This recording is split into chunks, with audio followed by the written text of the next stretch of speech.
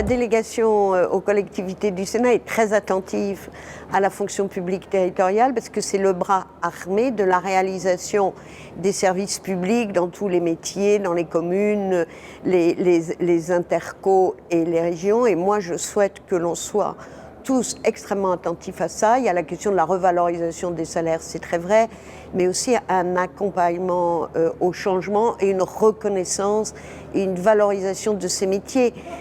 qui sont, comme on l'a dit au moment de la crise sanitaire, des essentiels.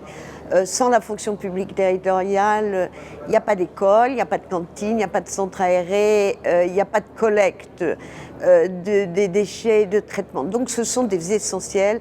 Et notre délégation est très attentive et nous allons là lancer un rapport sur l'attractivité de la fonction territoriale et tout particulièrement le métier de secrétaire de mairie qui aujourd'hui connaît une sorte de désaffection qui est très préoccupante.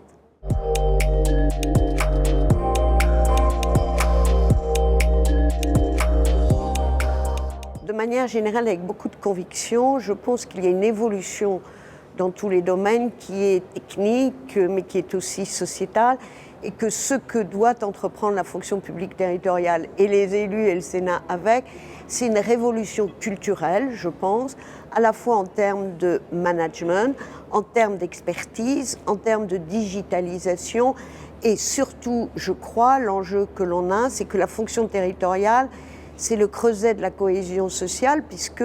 les personnels sont des essentiels, comme on a dit pendant la crise sanitaire, parce que c'est eux qui font tourner la France du quotidien et la France des services avec une exigence de nos concitoyens qui font parfois preuve d'incompréhension ou d'ingratitude. Et je pense qu'il faut qu'on apprenne à soutenir, à valoriser ces métiers qui sont extrêmement importants. Et les centres de gestion ont su faire des révolutions remarquables. Quand il y a 40 ans, ils ont créé des compétences, des accompagnements de communes par la mutualisation. Et aujourd'hui, je pense que l'avenir est devant le centre de gestion pour l'écrire d'une manière différente, s'adapter